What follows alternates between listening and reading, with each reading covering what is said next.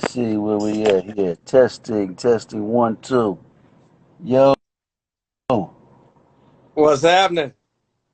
Hey, all right. How you feeling, man? Hey, we having church today. Lift your hands to the man. Don't be shy. No doubt. Appreciate you, man. Thank you for joining us. Yes, sir. Good to see you, man. Thank you for having me.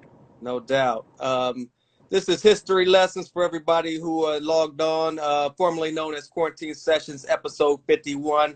I am with the legendary, extra prolific. Like I said, thank you for joining us this evening.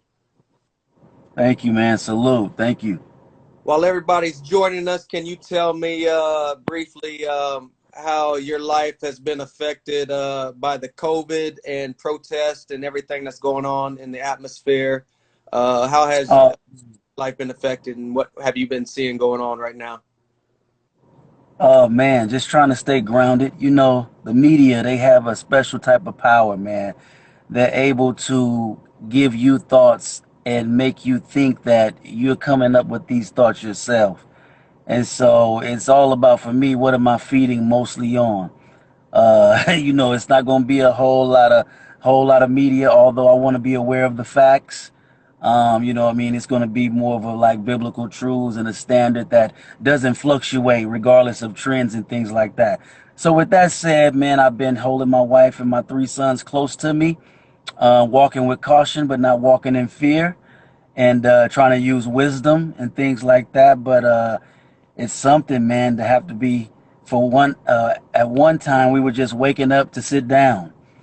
Just waking up, getting out of bed to go sit down and not move, and the walls begin to close on you and things like that. But Right. it looks like we're out of that. But even with that, man, you got to be cautious, be grateful, and begin to count your blessings on all the good things that are going on, despite of all the things that's happening. So it's Right. been something, and I never thought 2020 would be this way, but there's still more year to come. I'm hopeful. No doubt. We're going to take it back and get into a little history of Extra Prolific and work our way up to your recent release, like it's supposed to be. Can you take us back to where you were born and raised? Yep, born and raised in Houston, Houston, Texas. Came out to Oakland in '88, and I got my manners, got my hospitality, instilled in me. Then I moved to Oakland, and then I learned another part of life and things like that. So yeah, from Houston, first 12 years, and then from Oakland, the rest, what, 30 years or so. So it's uh, it's been quite a journey. It's definitely, I noticed the difference immediately when I moved out. Immediately, college was optional. Kids were wearing hats in class, not saying yes sir, yes ma'am. It was quite of a culture shock for me.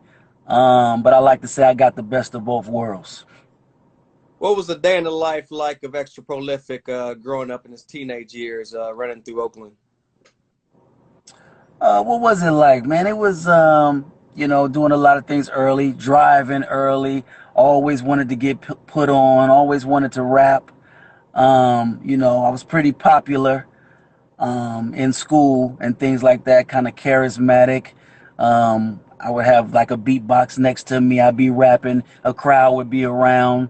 Once I found out that I was able to freestyle, I would call out certain things that were happening with people, let them know I'm freestyling by talking about their shirt, talking about their hair, things like that. But I always loved hip hop, always looked up to the greats that influenced me: LL, Houdini, Run DMC, Dana Dane, Slick Rick, Special Ed. We can go on and on and on. But I always saw something special in those guys. And I felt immediately when I saw hip hop that, okay, this is who I am. I just got to navigate and see how my personality fits in for me. But this is what I want to be.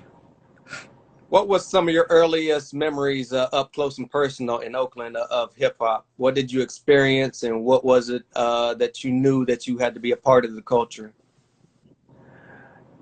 Really, Oakland, it was a lot about drugs. It was a lot of the street. We had Too Short selling tapes. He was with Freddie B, who I know now as a minister.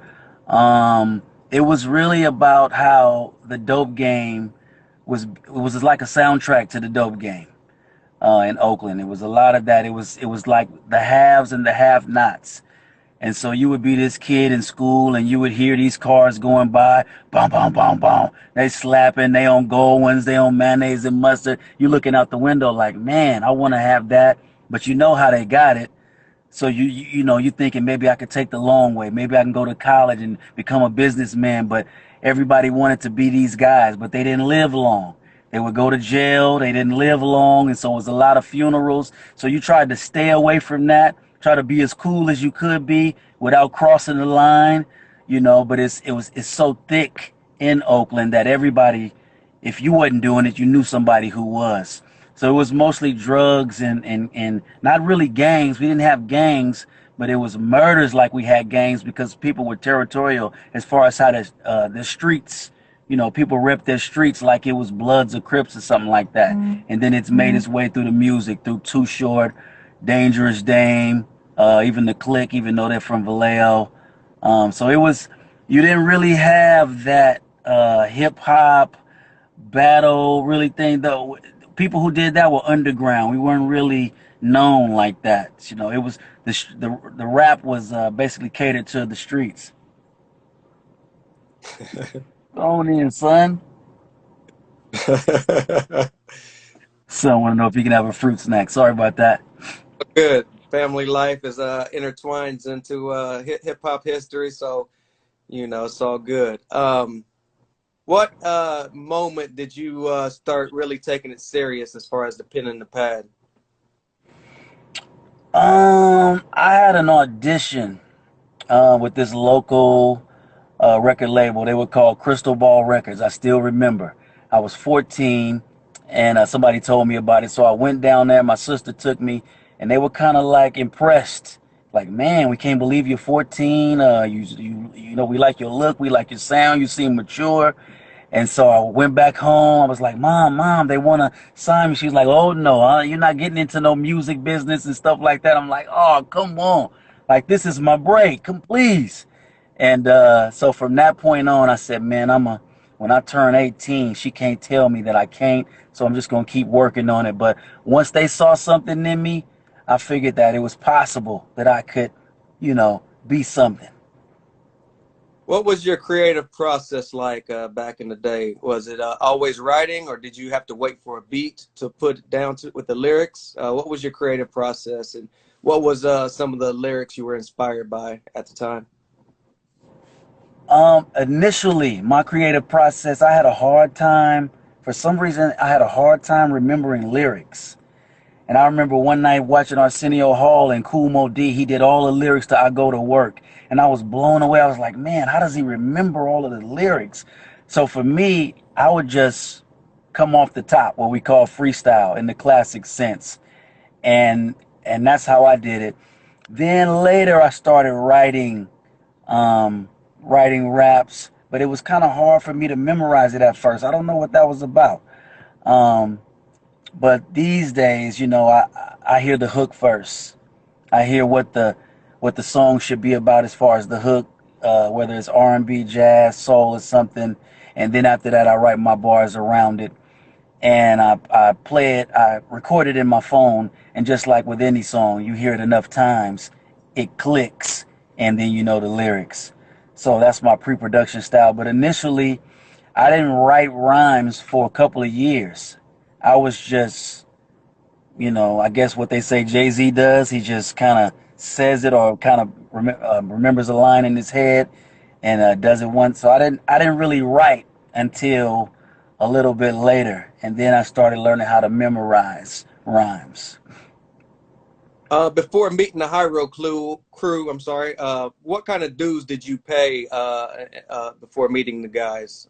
Can you remember some of the early events that you put on, or some of the basement parties, anything that went on before you eventually met the guys?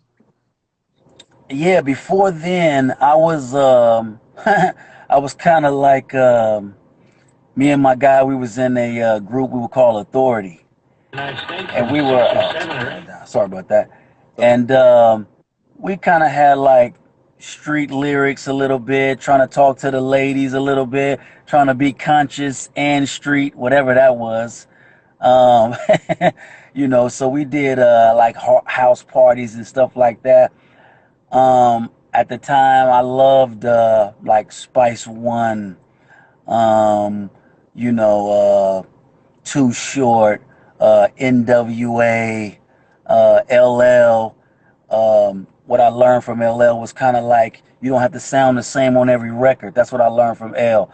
Like sometimes he would be yelling when he's trying to get his point across. Then other time he real smooth with it. I'm like, okay, so it's an instrument. You don't have to have the exact same tone on every record. It depends on what the track is like. So I would learn little different pieces from different rappers and stuff like that. But I wasn't into battling. I wasn't into lyrics per se. I was more into the persona of who I am as a rapper before I met the guys. How did the name Extra Prolific come about? That was John's name, Cash's name. That was his group initially, him and his DJ. And what happened was, is I was on Jive, and I was gonna come out as Snoop. And then Snoop Dogg, he was a Snoop Doggy Dogg at the time. He was on his way out, and so people were talking about it at the record label, and they were kind of nervous about this guy named Suge Knight.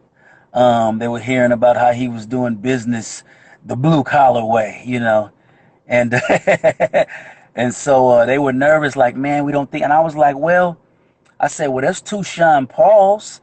There's one in the Young Bloods, and there's the reggae dancer. There's two Dr. Dre's. There's one with Yo MTV Raps, and there's one with Death Row. I'm like, I don't think it's a problem, but they didn't want it, so I needed some type of way to kind of continue being Snoop without pushing me as Snoop. So Cash was like, hey, you can have my group name. I'm not using it anymore. I'm coming out as Casual, and that was that. So I kind of grabbed my guy Mike G. That was my closest friend at the time. As far as optics go, it was you. It was me. As far as the creativity goes, it was me. But I kind of wanted to just have somebody else. That was in the days when you had hype men and crews, and Public Enemy had S1Ws, and it didn't mean that they were necessarily on the record. It was just like, this is us. It was that type of a thing. So we went under Extra Prolific, and boom. Take us back, if we can rewind a little bit. Who was the first out of the Hyro crew that you met, and how did you eventually become part of the hieroglyphics? I met, man, I believe I met Cash. We had a Spanish class together, and we weren't friends or anything like that. I would see him with the headphones. I knew he was working on stuff. I heard he rapped.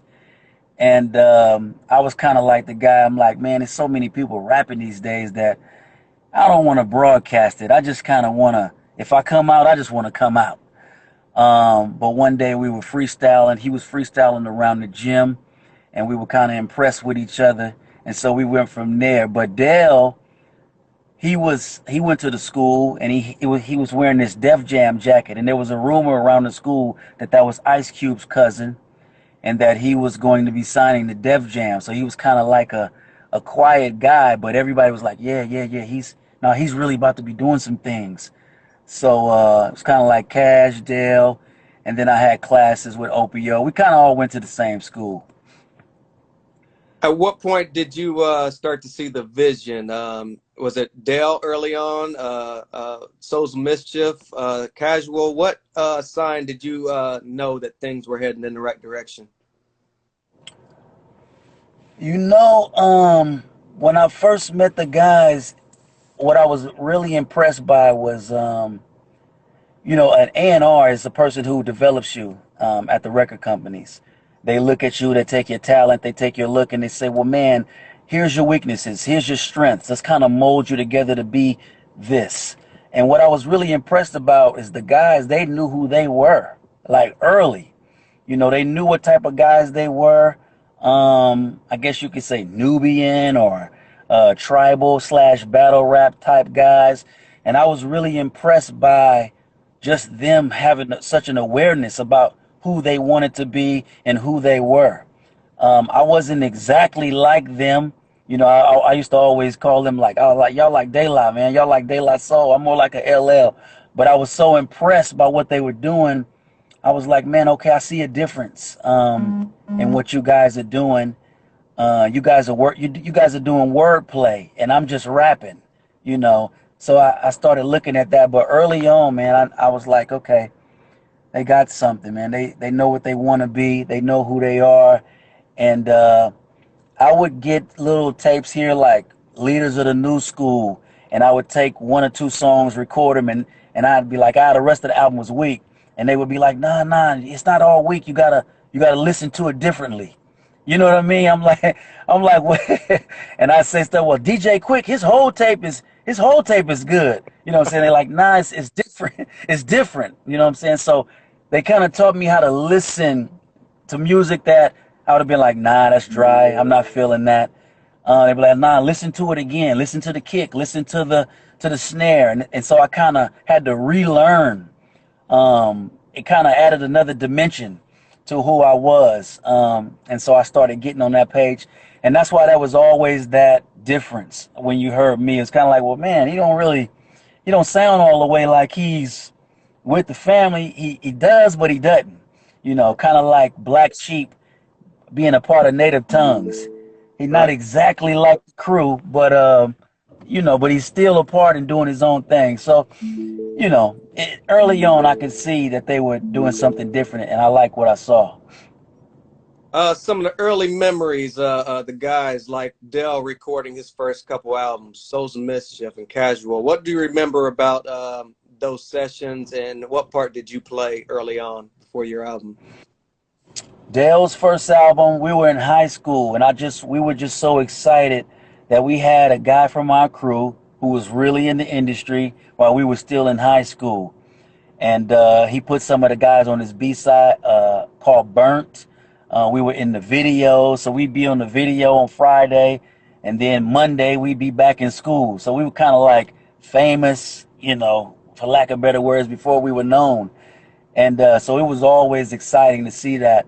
By the time Dale did his second album, I was already producing. I produced the first song called You're in Shambles. I rapped on a song called No More Worries. Um, Cash was doing his demo. Jive, they wanted me and Pep to sign, but the deals they gave us, it wasn't enough. And I wanted to sign it, but my lawyer wouldn't let me. He was like, nah, we know you want to, but it's not enough. So they actually signed me after they came correct. But yeah, during those days, it was just like fun going from clubs, getting the name known. Then you start to see once you go to different conventions, like, okay, well, maybe we are as good as we think we are. A lot of people think they're the best. You know how that goes. But you start getting people telling you, like, no, you guys got something different. And we were trying to rap different, trying to be different.